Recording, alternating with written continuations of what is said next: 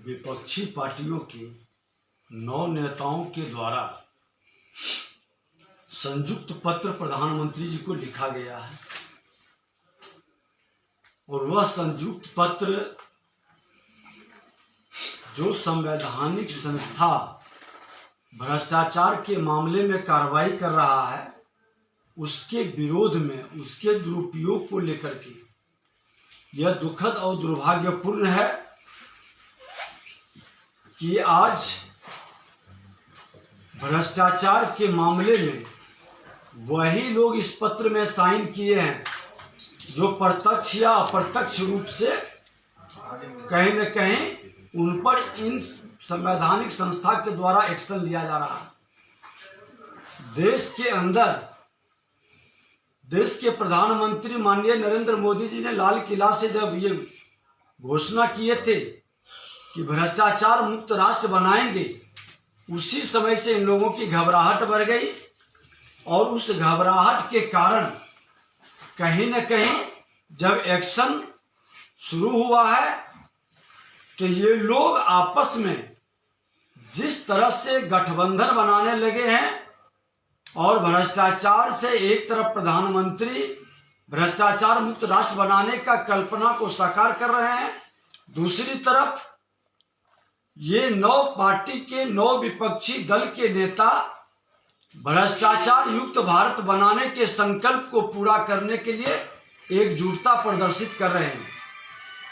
आज इन विपक्षी पार्टी में जो प्रधानमंत्री जी को संयुक्त पत्र बीआरएस प्रमुख चंद्रशेखर राव, जेएनकेसी प्रमुख फारूक अब्दुल्ला, एआईटीसी प्रमुख ममता बनर्जी, एनसीपी प्रमुख शरद पवार, उद्धव बाल साहेब ठाकरे, यूपीटी के चीफ उद्धव ठाकरे, दिल्ली के मुख्यमंत्री अरविंद केजरीवाल जी, पंजाब के मुख्यमंत्री भगवत मान, बिहार के डिप्टी सीएम तेजस्वी यादव और समाजवादी पार्टी के प्रमुख अखिलेश यादव ने लिखा है।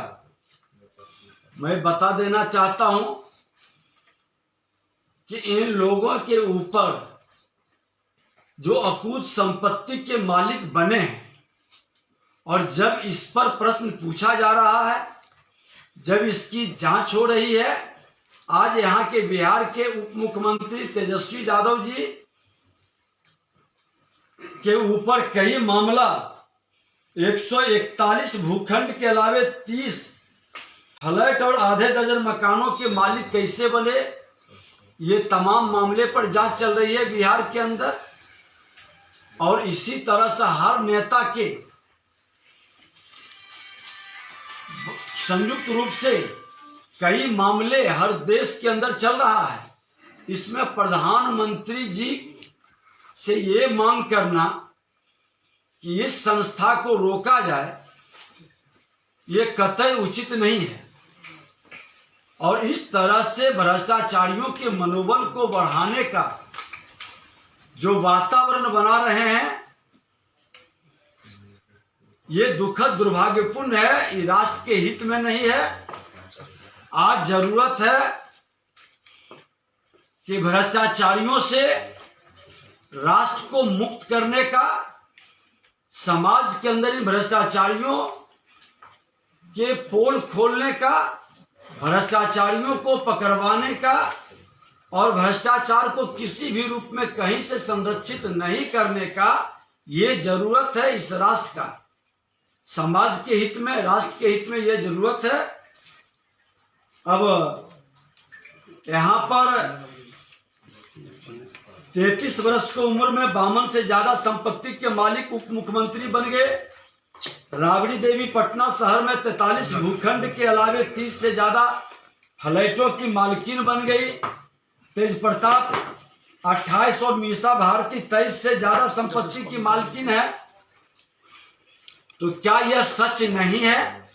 और अगर जो सच नहीं है तो माननीय न्यायालय के पास अपना सबूत को रखना चाहिए। माननीय न्यायालय के जजमेंट पर लोगों को भरोसा होना चाहिए, लेकिन इस तरह से देश के अंदर एक माहौल खड़ा करना, एक वातावरण बनाना,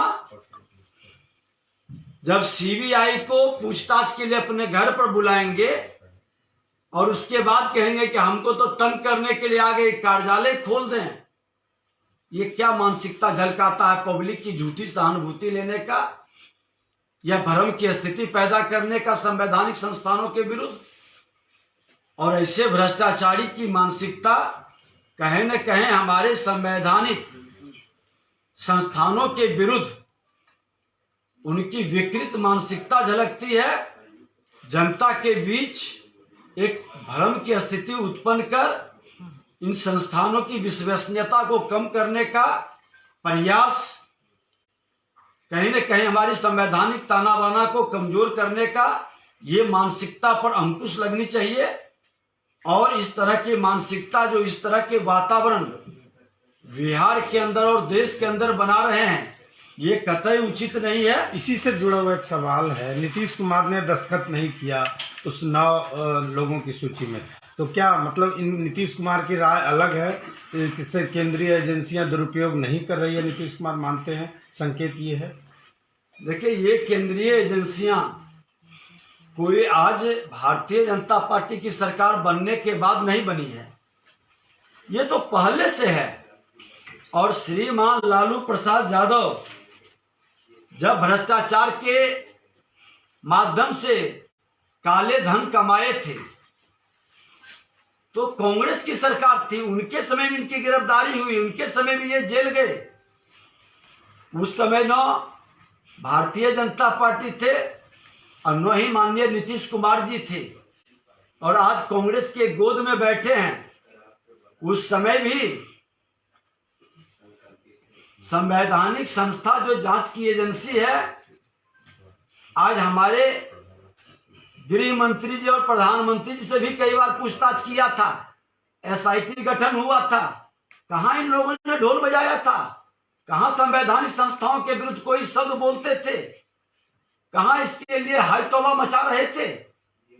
हम अगर जो पाक साफ है तो उसको फेस करेंगे, उसके प्रश्नों का जवाब देंगे और ईमानदारी के साथ सच को बताएंगे।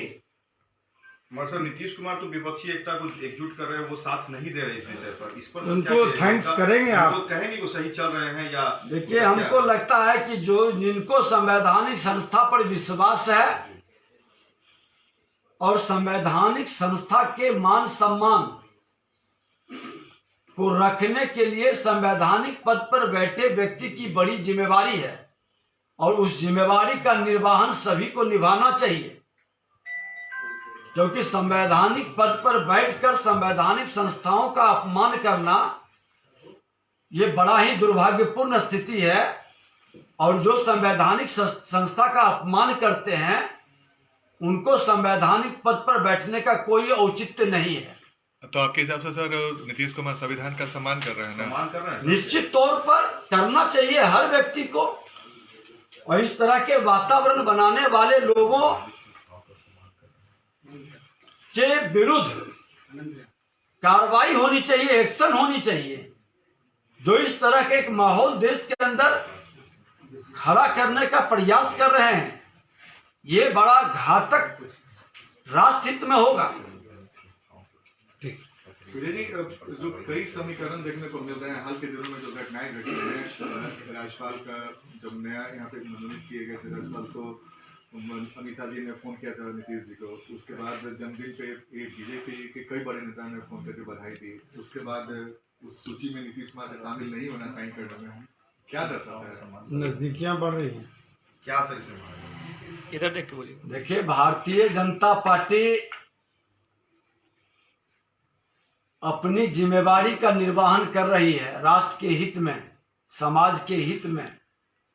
राष्ट्र प्रगति करे और इस धरती पर जो भी जन्म लिया है, किसी जाति धर्म क्षेत्र भाषा का है, सबका साथ सबका विकास हो, इस भाव से आगे बढ़ रहा है। इस भाव को जो भी स्वीकार करता है और ग्रहण करता है वो हमारे साथ जुटता है। लेकिन आप इसका अर्थ अलग अलग रूप में न लें। भारतीय जनता पार्टी अपने कर्तव्य बोध के पथ पर कदम बढ़ा रहा है, संवैधानिक संस्थाओं के प्रति अपना सम्मान प्रकट करता है और सभी को आग्रह भी करता है कि संवैधानिक संस्थाओं के प्रति सम्मान प्रकट करें, क्योंकि सत्ता आते और जाते रहती है, लेकिन ये संवैधानिक संस्था हमारे माननीय न्यायालय, हमारे सीबीआई, ईडी, इनकम टैक्स, ये सारे हमारे संविधान के प्रदत्त अधिकारों के तहत अपना जिम्मेवारी का निर्वहन करता है, अपने दायित्व का निर्वहन करता है। उस दायित्व के निर्वहन में संवैधानिक पद पर बैठे लोग सहयोग करें और उनको मदद करें। तो तमिलनाडु में जो घटना घटी, आप लोग बीजेपी का आरोप लग रहा है कि बीजेपी ने माहौल खराब कर दिया। भारतीय जनता पार्टी तमिलनाडु के मुद्दे पर स्पष्ट शब्दों में सड़क से सदन तक हमने कहा था कि जो अपुष्ट सूत्रों से, आप लोग के सामने भी हमने बोला था कि अपुष्ट सूत्रों से जो सूचना आ रही है, पीटने का, हत्या का या अलग अलग अफवाहें उड़ रही है, सरकार इसका एक सर्वदलीय कमेटी और पदाधिकारियों की एक कमेटी भेज के जांच कराए और इस तरह के वातावरण के सच को सदन को बताए। हमने उस समय भी कहा था, प्रतिपक्ष के नाते हमारी जिम्मेवारी है कि प्रेस मीडिया के माध्यम से जो बातें आती है, माननीय विधायकों के द्वारा, समाज के लोगों के द्वारा, उस विषय पर सरकार से पूछना और सरकार को सजग करना कि आप इसकी जांच कराएं, इस सच्चाई से सदन को अवगत कराएं। और हमने अपने जिम्मेवारी का ईमानदारी के साथ निर्वहन किया। इसीलिए हमने मुख्यमंत्री से मिलकर कहा कि आप कमेटी भेजिए, जांच कराइए। और यह तो सच है ना कि आज पूरे देश से लोग लौट रहे हैं होली में। किसी स्टेट के बारे में यह अफवाह नहीं उड़ा, तमिलनाडु के बारे में ही क्यों अफवाह उड़ा? तमिलनाडु के कई मजदूर बिहार के अंदर आए, झारखंड के अंदर आए, वो अपने बयान दे रहे हैं। हिंदुस्तान पेपर के अंदर 3-4 दिन पहले जो छपा था कि बिहार के किसी मजदूरों का लाश रेलवे ट्रैक पर मिला। ये सब कई संदेह जो उत्पन्न किया है, सरकार को स्पष्ट जवाब देनी चाहिए। एक राष्ट्र श्रेष्ठ भारत की हम कल्पना करते हैं, कश्मीर से कन्याकुमारी तक का, पूरे भारत पर सभी हिंदुस्तानियों को रहने का, काम करने का, अपने प्रतिभा को उभारने का, अपने प्रतिभा से देश को सजाने की अवसर है, जिम्मेवारी है, अधिकार है। उसमें कोई बाधक न बने, ये सुनिश्चित करना वहां की सरकार की जिम्मेवारी है। लेकिन हमारे बिहार के श्रमिकों का सम्मान हो, उसका दोहन शोषण नहीं हो, उसका अपमान नहीं हो, ये बिहार सरकार की जिम्मेवारी है। इस पहलू को सरकार ईमानदारी से निर्वहन करे, क्योंकि आज जो कई बातें उभर करके आई है तमिलनाडु से, कई मजदूरों ने कहा है कि 6-6 महीना काम करते हैं, 3 महीने 4 महीने का वेतन मिलता है, 2-2 महीने का वेतन रोक लिया जाता है, हमारे साथ सम्मानपूर्वक व्यवहार नहीं होता है। तो कई विषय है, सिर्फ तमिलनाडु ही नहीं, कई स्टेट में जो हमारे मजदूर जाते हैं, हमने पहले भी श्रम मंत्री के नाते कहा था कि उस स्टेट में हमारा बिहार का कार्यालय हो, श्रमिकों के प्रति, जो श्रमिक उस वहां काम करते हैं, और श्रमिक का मजदूर मजबूर नहीं है। श्रमिक हमारे सृजन करता है, निर्माता है, ये विश्वकर्मा के संतान है, ये अपने मेहनत और पसीना से उस शहर को, उस राज्य को चमकाता है। तो निश्चित तौर पर इसका दोहन, शोषण और अपमान नहीं हो, ये राज्य सरकार सुनिश्चित करे उस स्टेट के साथ मिलकर के, और वहां के सच्चाई को जाने और इस तरह के वातावरण बनाए कि जहां से भी ये माहौल खड़ा हुआ है, वह माहौल दोबारा न खड़ा हो। सर, नागालैंड में जिस तरीके से जेडीयू के विधायक ने बीजेपी का दामन थाम लिया, अब ललन सिंह कह रहे हैं कि बीजेपी तो इस तरीके से करती ही रहती है, मणिपुर में भी किया, यहाँ भी किया, वो लोग तो तोड़ मरोड़ की राजनीति करते हैं। कमेटी भंग हो गई है, कमेटी को भी भंग कर दिया। देखिए, आज का विषय हमारा ठीक, धन्यवाद। उसी पर है। ठीक है sir. Thank you. Okay sir.